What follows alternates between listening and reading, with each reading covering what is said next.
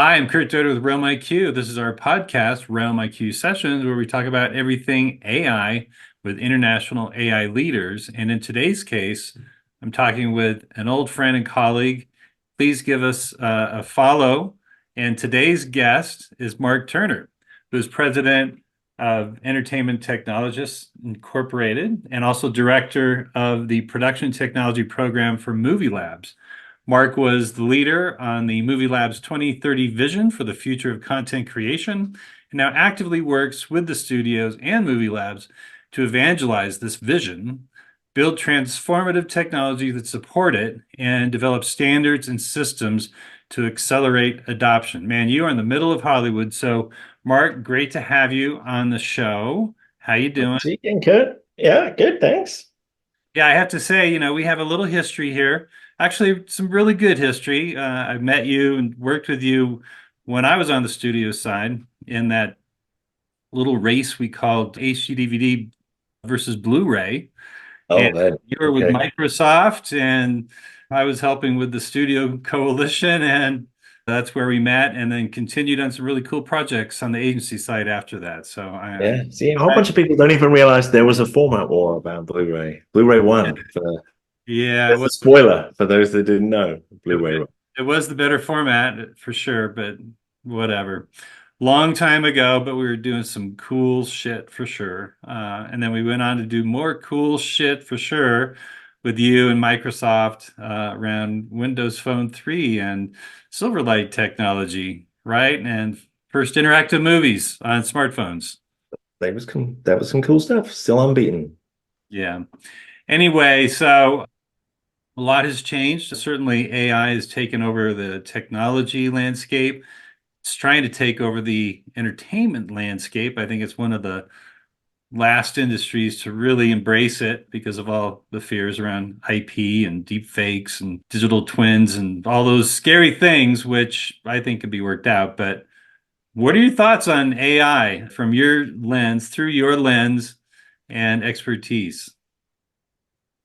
So let's just narrow that down a bit. So we're talking Gen AI, right? I mean, AI, don't think Yeah, anyone's I mean, going to have a that's problem with really, yeah, AI has AI in been around general. for 50 We've years. been doing learning and AI for years in Hollywood, and it's fine. Gen AI just set off a few radar triggers for people, in a deep irony in Hollywood. Let's face it, right? Because this is Hollywood.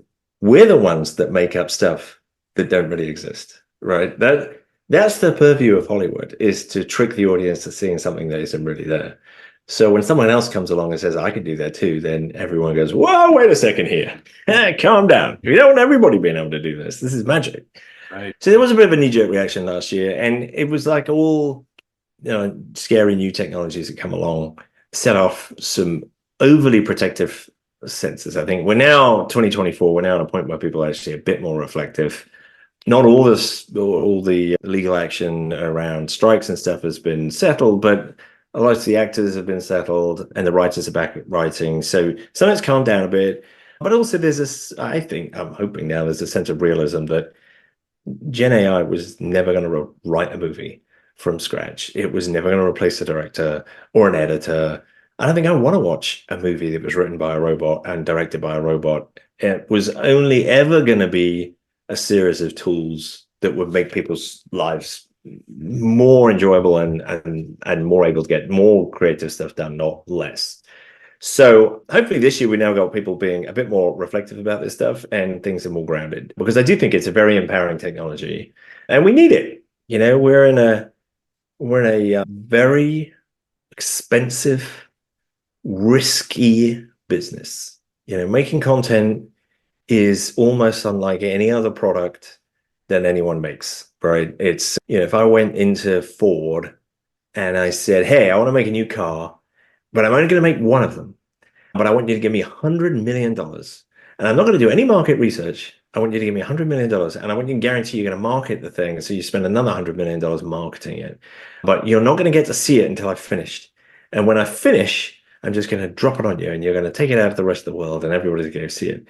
Like that's crazy.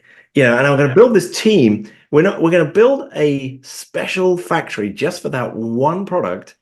And I'm going to make a team that probably has an all of them worked together before, but we're all going to come together and we're going to do it in 18 months, and then we're going to give it to you, and then we're going to all disband and we're going to disappear and never do it again. That's kind of nuts, but that's the way we do things. So it's kind of scary and it's risky and it's very expensive if you get it wrong. So there's a very risk adverse culture to make sure that you work in this town again. Mhm.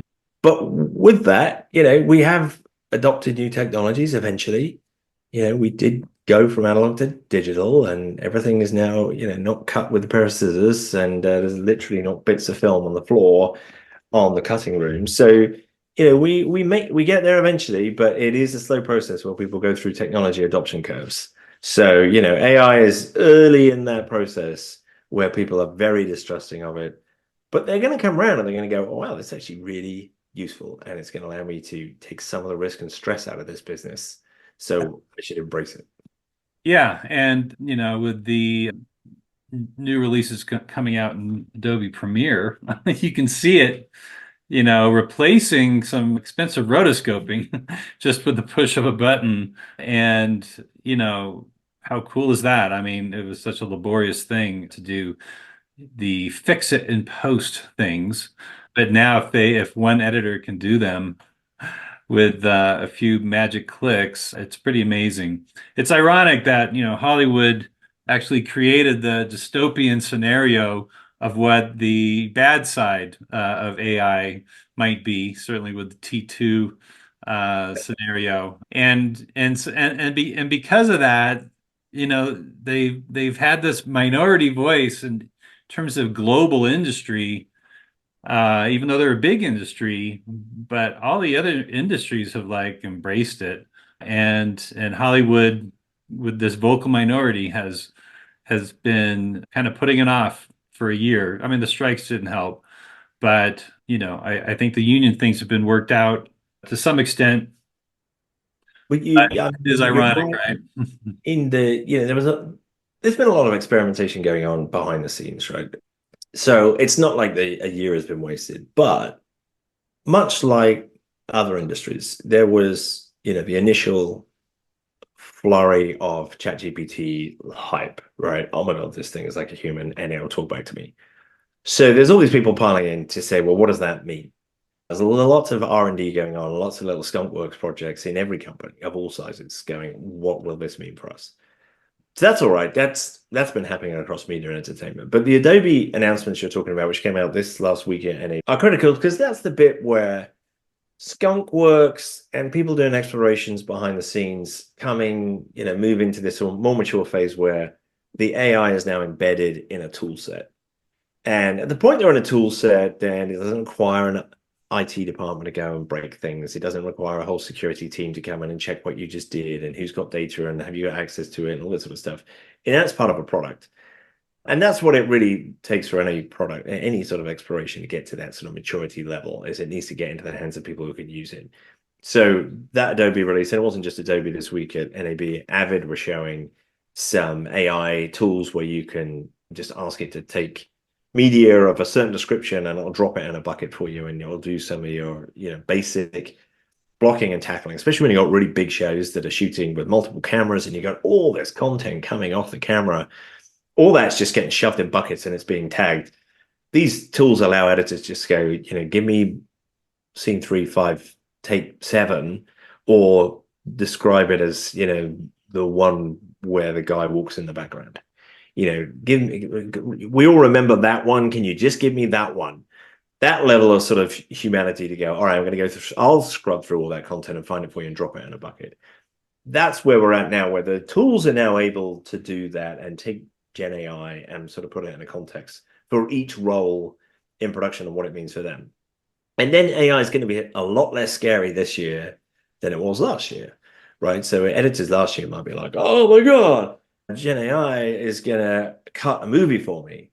Right. Now they're going to go, oh, actually, now I see what it does.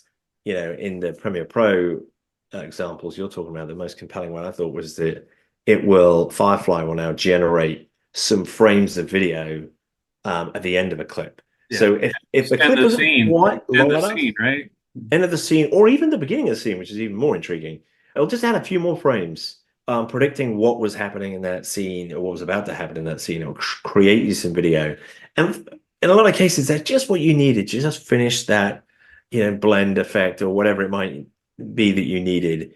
So, that's when an editor goes, okay, now I get it. All right, it's not cutting everything for me. It's doing the crap I don't want to do, like setting up a production or making notes or finding stuff for me, all the mundane crap that isn't creative, or things like that, which is generate me some more media so that I can actually do my job better.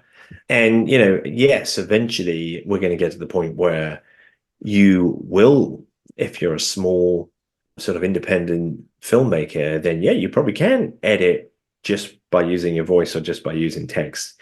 But that's probably not going to be a challenge to anyone in Hollywood or Madison Avenue or in the sports industry or anything, because in those cases, you're still going to want a creative person who's doing that work for you. So, Gen AI is very democratizing and leveling, and it will give these tools to everyone. But hell, I've had the ability on my computer to create digital art for years. It does not make me an artist. You've got to have the talent in the first place to know how to use these tools to create magic. And I got a garage band, but that does not make me a musician. Right. And having an AI tool in an editing suite is not going to make everybody an editor. It may make some people slightly better enough that they can get a YouTube video out, but they're never going to walk into Hollywood and take anyone's job. So, I think that's the good point, is now we can all take a breath and go, okay, so no one's losing a job this year. Let's all Yeah, be sensible. someone's got to be in the middle of it, and they have to know what they're doing. They have to have a vision for an outcome, right? Right. And Yeah. I talk a lot about human. Yeah, I used to talk a lot about human-centered design around UX, and now Right. it's human-centered AI. But it's really, uh, I call it creative-centered AI. You need that a creative person, not just a human. You Right. you need the editor that has 20 years experience of storytelling and working the hard way to understand how these tools can actually be used. They're going to have the expertise to actually push the format to new levels. It isn't going to be a newbie novice that, hey, look, I'm editing. I made an AI movie. Look at me. It's like, yeah, but for what is it? It's like it's 2 minutes of Right. crap. Yeah. It's like it's not a movie. There's no talent in it. There's robots maybe, and there's some explosions. And so yeah, it's really not an AI film. So, Yeah. and really, it's less about making an AI film. It's just using AI tools within these accepted platforms that we're already using, like Adobe and Avid, and just making your film, Right. and Helping you to tell the AI is story. helping you, but it's not an AI film at the end of the day. It's like, before Avid, what were we doing to make films? Before computer Yeah. graphics and CGI, what we're doing, or you're doing Yeah. practical Right. effects and films. Before the typewriter, right? Shakespeare didn't need a typewriter. He wrote with a quill. Didn't make the words any less effective. So this is just another tool, but you better be creative or, able to tell your story in the first place, or the tool is Right. useless. It's what's in your head. And Shakespeare would have loved to have a typewriter. Come on. Right. And actually, last year, remember last year, this time last year, the world moved so fast. This time last year, everyone was talking about prompt engineers. Yeah. And I find it ironic, actually, that, actually prompt engineering, or the need for having people translate what you want into a prompt that an AI will then be able to understand and then go off and generate for you. That already tells you that there's a trick in describing the creative process in such a way, right? Because you need to be able to get Gen AI to do text to video, for example. You need to be really good at describing what it is that's in your head that you need to get out. And you'll find that, a non-creative person will sit down and you give them Sora, right? If you give Sora to most people who are not filmmakers and say, all right, then, now you've got this amazing ability to make a film. Go on then. And most people who are not filmmakers will go, well, I don't know what I want to make. I don't Yeah. know what I want to tell it. I'm not a filmmaker. I don't know. How about, Like, two golden retrievers in a golden field yeah, it'll be rubbing crap, their noses right? I mean, together? it'll make for a great demo, but it's not going to win an Oscar, and it's not going to be interesting because you got to be at least the filmmaker mindset to be able to go make this stuff. So, I'm not worried. I wasn't worried last year. That isn't to say that I don't think it's going to have an impact. I think Gen AI is going to have an enormous impact. And I think it's going to be very positive because we're a really inefficient industry. There you go. I said it. The way we make content hasn't really changed in 100 years. Yeah, we cut digital files, but we still mail them around the place. You know, there is still a script and it's still typed up and then printed out on bits of paper and handed to people on set with different color pages. I mean, and then people are taking a pen and writing their notes in the corner of the script, right? We got a long way to go before this industry is as automated and efficient as every other industry you're talking about. And we kind of excuse people on the basis, well, they're creative. So they're allowed to, not use software and, not use collaboration tools and do things in a kind of insecure way. But we've almost run out of lead time for that sort of thing, right? That sort of behavior kind of has to end on the basis that, in 2019, 2020, 2021, the problem was there were not enough creative people around to make all the content that everybody was demanding. All the streaming platforms like, we need more content, more, and we couldn't make enough. And there wasn't enough filmmakers and visual effects artists and all the people in the world that it takes to get this stuff together. So everybody was working crazy hours to get it done. Now we kind of got the opposite problem, which is we kind of make too much, frankly. The bubble has burst on that. Now a lot of the slates are being pulled back, and we're going, actually, wait a minute. There's only so many hours in a day that people can watch video, and they've also got to work and play video games and listen to music. So they can't do all this. So we were making too much content. So now we're shrinking back. So we still have a need to actually be more efficient. Right now, budgets are going down, time is going down. We're going to get more done in the less time. So then you look at it and go, well, all the inefficient stuff that we've been doing, moving big files around the place, waiting for someone on set to turn up because no one can start until that person turns up because their Uber didn't arrive because someone forgot to order it for them. The basic blocking and tackling, time wasting crap, rotoscoping, you mentioned it, right? Post-production workflows for this, recreating digital assets because, we can't find the 3D asset at the table. So let's just have someone go and make another one again because we can't find it because it's such a mess back there in the digital archive. Like all these bad bits of behavior we've done by just throwing time and money at it in the last 20 years has got to stop, right? And Gen AI is actually the ability for us to just say, actually, here's our way of getting a shortcut to being more efficient, right? We don't need 5 people in there tagging metadata anymore because we can have an AI that will go and just blast through and do all that for us. I can just describe to the AI what I was looking for and have it go off and cycle through this thing, right? I can have it go off and, text all the people on the production and tell them that we're going to start 25 minutes late because Jimmy's Uber is late. So nobody turn up because, there's no point in rolling in right now. So all this inefficiency we hopefully can get to either reduce the time, reduce the budget, or more likely spend the time and the budget on making better content. Exactly. It's, kind of elevate the creative output, right? Right. Make better Either more iterations results. or more, better pixels on screen, more dollars on screen is a way we describe it, right? But that's ultimately what we want to get to, right? We waste way too much time and money on bureaucracy and crap and admin. And we can get rid of all of that, or a lot of that, just by being more accepting of new technologies and embracing some of these great opportunities that they open to do more with less. Yeah, I mean, what's happening in other businesses is business transformation, right? And how Mhm. does business transformation happen in Hollywood? Once you start looking at it through that lens, with the many inefficiencies that you just described, all the fears go away because you're really not dealing with the doomsday scenario or what's going to happen to acting as a profession. It's like, no, you still need actors, okay? You still need Yep. stars. But all this other stuff where AI can help should be able to transform the movie business, which is in a crisis right now. You talked about scaled back slates.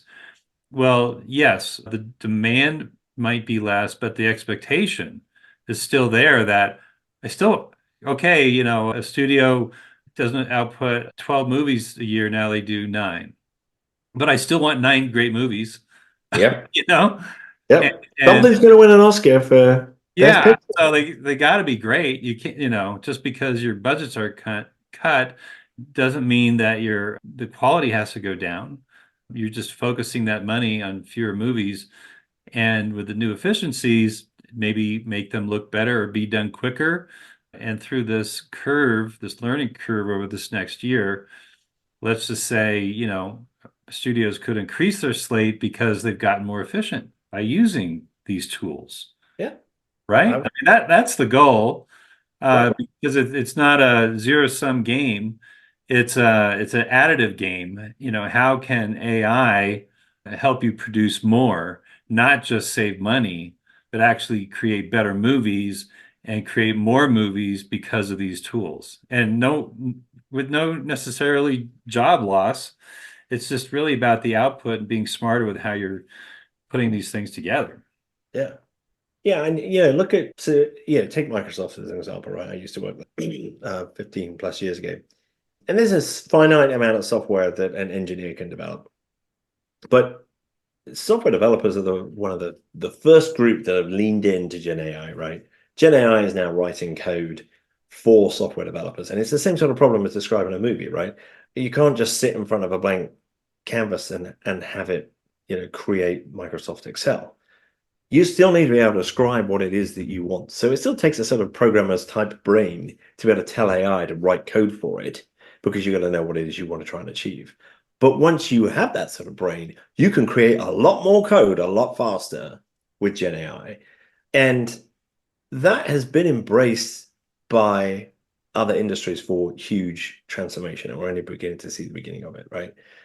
That workflow that enables a whole company to go, all right, we're all going to embrace it, we're all going to try it, right? Enables companies to be faster and innovate faster, right? There is the amount of software that's coming out of Microsoft and the speed of which they're taking a model that comes from OpenAI and turning it into a product in Copilot is like unheard of. When I was at Microsoft, there's no way in hell we'd put out a product in 2 months flat. I mean, it just never happened. But now spitting stuff out super, super fast because they've got a team that's embraced it. And ironically, the software developers are the ones you'd say who are most threatened by Gen AI, because it does have this ability to write code in multiple languages immediately. But they're not freaking out and striking and running down the streets freaking about it. They're going, this is going to be a great tool for me. Yeah. I'm going to use it. I'm going to be able to do much more amazing things faster. Yeah. And I want to get it's on the almost, AI team to do these things, right? That yeah, just jockeying. it's that sort of attitude that all industries need to have, or individuals in that industry better have, which is, I've got to learn how this thing works, because otherwise the person behind me who's coming after my job, they're going to understand how it works.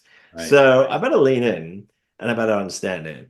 So, I sort of find that empowering, and I hope other people do as well. It's not intimidating, if you there's a bunch of videos that are online that will tell you everything about anyone you ever want to know about AI. And if you can't be bothered to watch a video, you can ask it to give me the summary of the video Right. for you. Yeah. It's a magical tool. But that sort of embrace it mentality is, I think, what we all need as an industry. And then we'll hopefully take some of these barriers down and start thinking about a workflow, right? That's the other bit that people have not yet got their head around. And so I told you, there's the R&D phase. Now we're at the tool phase, which is great, right? So individual tasks, you can see how that's being applied. But we're still not at the point where you've got an end-to-end workflow that's being sort of powered or enabled by Gen AI. And by workflow, I mean, I've got a series of tools and a series of tasks that need to be done by a series of people, and they may all be using Gen AI in their tool. But what would happen if I put all of them together? And how is my workflow going to change? Right. That's like the next step down the process, and that's probably 2025's big opportunity. Absolutely.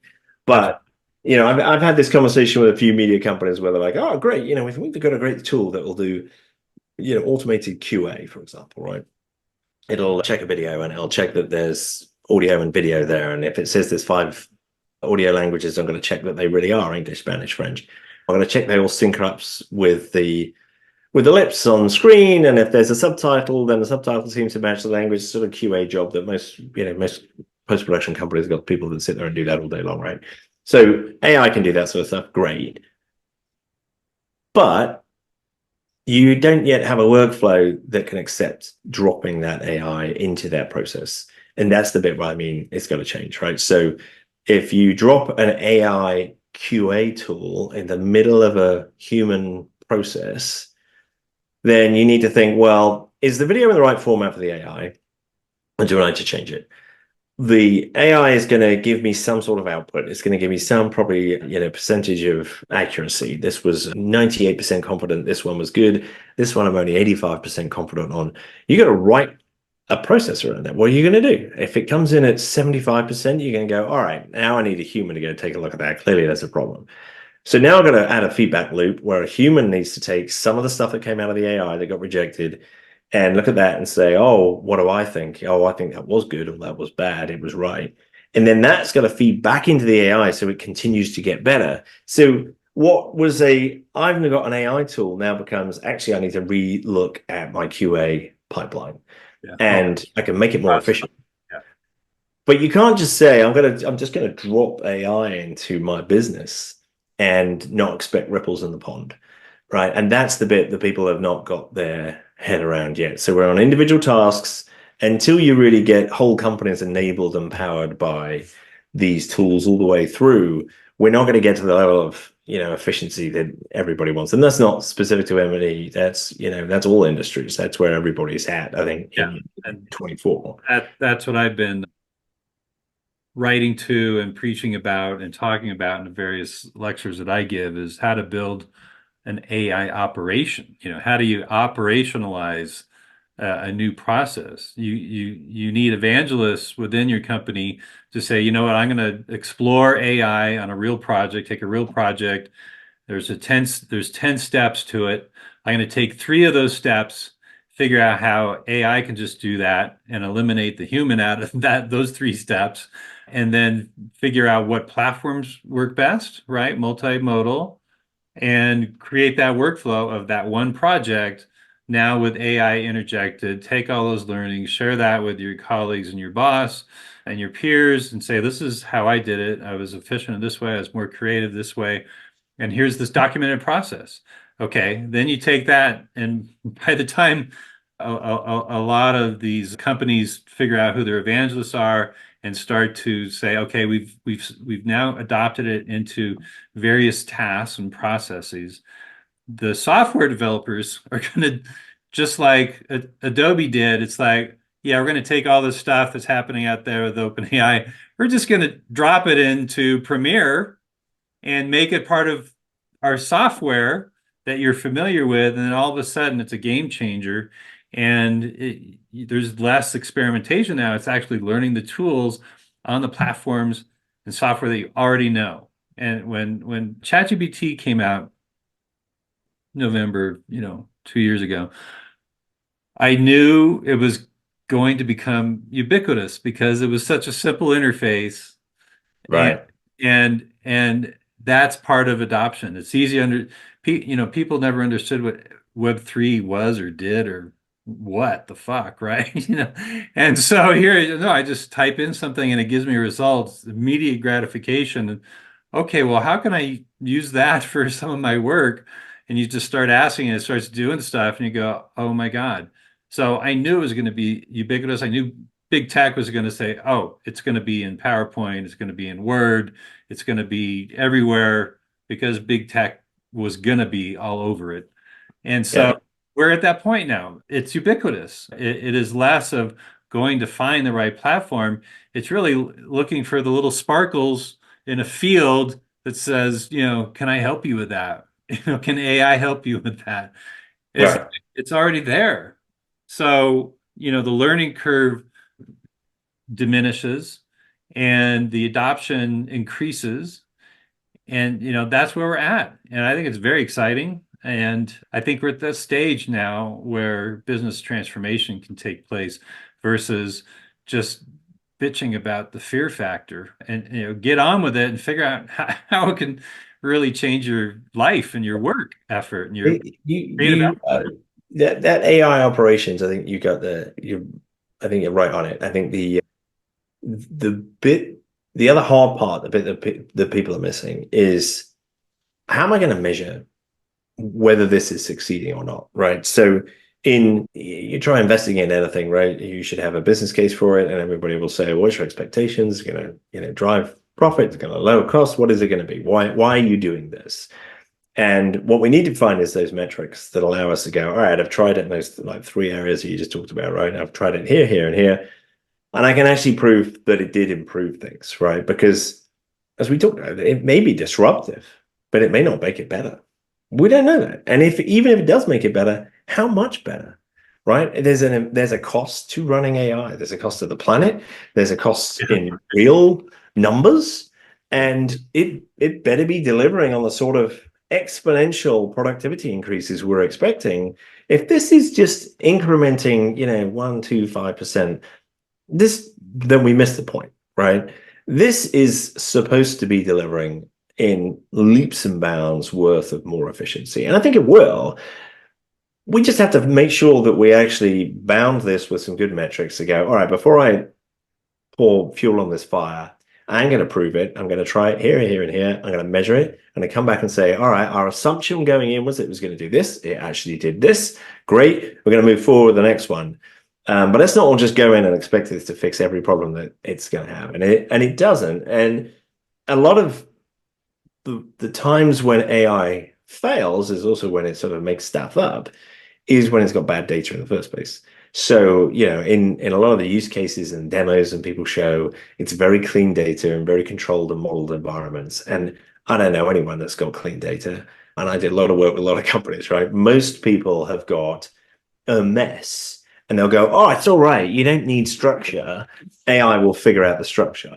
Yeah, true. But it'll do a damn sight better and make stuff up a lot less if you can give it well-structured, clean data on the way in.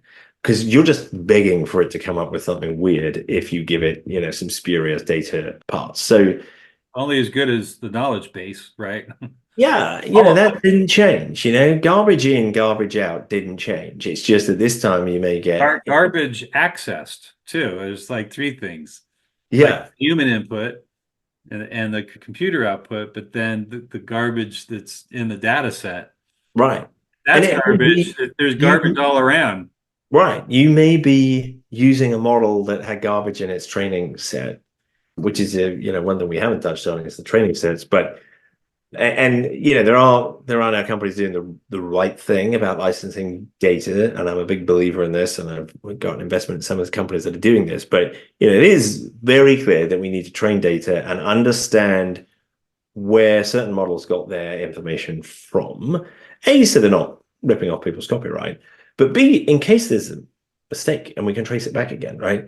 There is, we had all these problems with facial recognition years ago where it was, misidentifying people because it didn't have the right data set, which had enough diversity that matched human faces.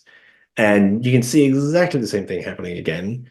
You can say, all right, well, we trained it on the whole internet. Well, the whole internet's biased in itself. And the whole internet's got the worst and the best of humanity in it as well. So that is not necessarily a great data set, right? Especially when you're asking it something that is very precise and nuanced and subtle. Like art. You can't just say, I gave it all of art, and now I expect it to understand the subtle nuances of this. I would rather give it a more refined data set and say, all right, just look at this. Now give me the answer. Don't look at the whole damn internet. So we got a lot of refinement to do as we go through this Yeah. learning Yeah, you talked experience. about it. You talked about efficiency, and I think that's been the bellwether for the past year. And I think we need to move from that to efficacy. And I also write a lot about that because it's like, great, you're more efficient, but is the work better? You're right. Is it more creative? Or can Right. you just make shit faster? Pardon my French. But, you know, if you can change the mindset to, and this is where the human comes in, the true creative comes in, is like, no, the work that I'm creating is more effective than I'm more effective, not than I've ever been. It's not that I can do it faster. Yeah. It's a mind shift that has to happen now. And so when you talk about KPIs and what are the metrics, there's also that metric of, was that a funny spot that it wrote? Because if no one laughs, you can't Yeah. just say, hey, I did an AI comedy spot. It's like, but it wasn't funny. It's like Yeah. that's the We missed the point. ultimate efficacy test. Is like, did it make me laugh? It's like, no, it was a bad dad joke that fell Mm. flat. So So, there's two other bits that you made me think of around the efficacy thing, right? So one is that AIs don't complain about living standards and the quality of their pay and everything else, which is great because we can make them work all the time, 24/7, right? Humans don't want to do that, and they shouldn't. And the entertainment industry is a classic example of a horribly stressful place to work. Very long, when you're on a production, very long hours, very stressful, lot of pressure, a lot of anxiety, a lot of shouting and screaming, and it's hard. It's really hard. And therefore it burns people out and the quality of life is not great. There's a lot of people do not get to see their kids when they're working because they're too busy working, and you got to take it when you can get it. So having an AI that's offloading a whole bunch of that crap so you can do what you need to do as a human, which is the bit where humans are good and here's the value I add. But I'm not going to sit here all day, reading all the crap in my email because I'll have someone else go do that for me, right? That's really valuable. And we should embrace that, especially in high stress industries like ours. So there's like one good thing about AIs is they don't complain, which started me thinking the other problem with AIs right now, which is that the great thing about the chat interfaces you're talking about, which, and I completely agree with you that, the chat GPT, the revelation on it was the UI, which was you just type shit in and it replies to you I like a was human. gonna say That that. was the bit that blew me. It was like that sort of, it was like the invention of the mouse all over again, right? It was like, oh, pointers and I can point and click at stuff instead of typing in DOS prompts. Like that was like a huge thing. So, but we're still at this point where AI is largely reactive, right? It's the same thing with Siri, right? Siri it will wake up when I tell it, hey, Siri. But they all become much more, all the people that are watching this, all their phones just lit up at the same time. I love to do that. Hey, Siri. So that is, we got to get to the next step, which is not just Well, having to I mean, type that's in, hey, machine can you learning. do this That's for me? machine learning. I mean, that's what the letters, written, or the papers written in 2018 were saying. We're starting to see results where the computer is thinking, not just saying wake up at 7 a.m. Siri and Alexa, they've been around for 10, 12 years. Yeah. And They, that yeah, is AI, but it wasn't machine right. learning. It wasn't machine. They shouldn't have to, you shouldn't have to come back and tell it, will I make my flight next Wednesday? Right? A decent AI should be able to look at your calendar and the meetings you're booking and say, wait a second, next Wednesday you're not going to make a flight because you've got this meeting and you're going to be in Midtown Manhattan and you're never going to make it out of the airport instead. Right? A proactive AI, which is where we really need to get to, it will be the one that actually says, I've looked at all your data and here's my advice, right? You need to do this way.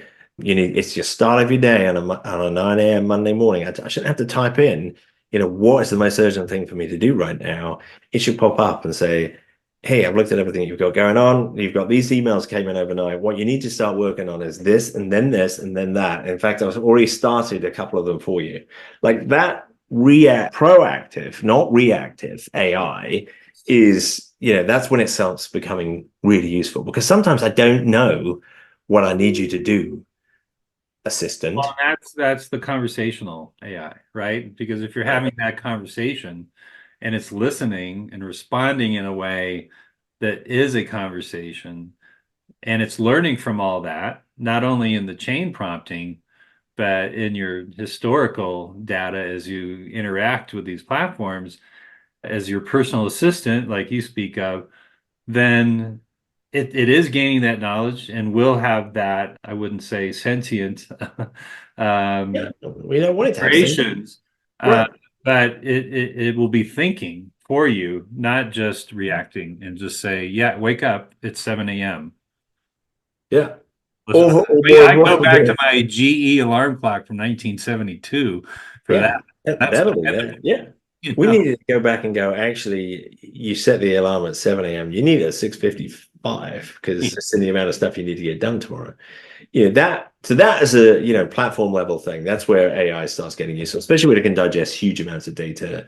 And you look at something as complex as making a movie, there's a stupid amount of data and conflicting data and overlapping data and it's handwritten and it's different sources and stuff. That's where AI is really good at looking at all of it and saying, I can see a trend here. You're going to go over time and over budget, and I can see it coming. So I'm going to give you a couple of heads up right now. You didn't ask for it, but I'm going to give you a couple of right, heads. right. This is going to go off the rails. You need to look at this part of the project and this part of the project. And again, that's not just Hollywood. That's just in general. Yes. That's where we need to get to. And I go back to what I was saying 5 minutes ago about trust and understanding the data models and stuff, because you only get that level of proactivity if you can give it enough data and trust that the company that's running that service is not going to abuse that data. They're not going to take your data and all your most important secrets and let it get leaked online to nefarious actors or sell you advertising against it or do ... all these other nefarious things, because you can't get to that level of productivity unless you can get to that level of trust in that here's my data and I'll allow you to go use this because I'm hoping you're going to give me value back in doing it. That's a whole nother problem. Yeah, no, that's the lofty goal, and let's hope we get there. But it takes bright minds and brilliant people to push the format, and whether that's developers or solopreneurs or people in their various industries who see the opportunity and are actively trying to figure out how to make this stuff work and create a better world for all of us. Yeah, Focus on the good. And exactly. you're one of those dudes, man. So I appreciate It's the conversation. it's going to happen. Might as well embrace it and lead it rather than wait for it to run you over. Get Yeah. on the train, don't lay on the tracks. I have been lecturing in various art schools and film schools, and I have to say they're all embracing it at that age. So that's the next workforce. And so, Yeah. there's hope. They're in complete fantasy land. They're in a school doing school projects. There's no movie executives telling them, no, you got to have Arnold Schwarzenegger. It's like, no, I'm just learning here and using all these new tools. How cool. So Right. those people, that generation is going to do some Yeah. amazing. They'll have the tools. They don't have the gray hair and the experience of the real world that we've got. So we'll be fine. We'll be fine. Yeah, We I need mean, both. you need everyone. There's also data around, employers picking their leaders, and they know that Gen Z and the Alpha are going to be transitory, where you have this mature workforce with Generation X and the Boomers, who actually, if they focus on upskilling them, that becomes your AI brain trust, because the younger generations are going to leave your company, after 2 or 3 years. So don't invest in them. Invest in your current staff. Don't lay off all those people. Yeah. So, it's a very interesting time right now, a year and a half into, Gen AI and all of its impacts. So I really appreciate the conversation, Mark. You're Great to always, chat with you, Kat. and I just want to say, thank you, Mark, and please come back and talk to us again. And thanks to all of you for tuning in, and catch more of our Realm IQ sessions on your favorite podcast platforms. And please follow us and smash that subscribe button. Also, you can now follow us on X, Instagram, and LinkedIn. And catch Mark Turner and me in certain sneak peeks on all these social channels. And we have some interesting conversations. Mark, thanks again. You're a terrific guy and a guest and a great peer. I really appreciate the conversation and your thoughts. Yeah. Nice to see you again. Chat again soon. Okay. Hey, are you the next AI unicorn? If so, you have to visit realmiq.com to learn about the AI accelerator program we call SmartTrack. This is an 8-week program where we help founders by offering comprehensive support and strategy, product development, branding, team building, and securing investor access. Our services span the entire spectrum, catering to both nascent startups and growth stage companies, with a special emphasis on those in later stages demonstrating proven revenue. Learn more at realmiq.com/startups.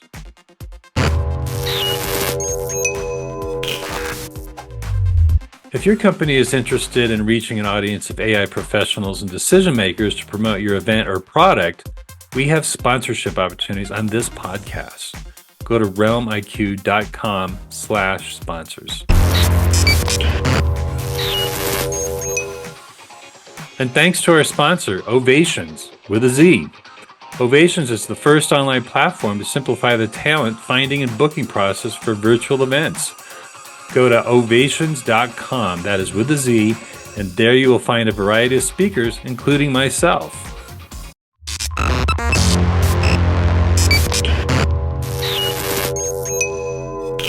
RealmIQ. Book your corporate AI workshop today. KurtDoty.co. Branding, marketing and product development.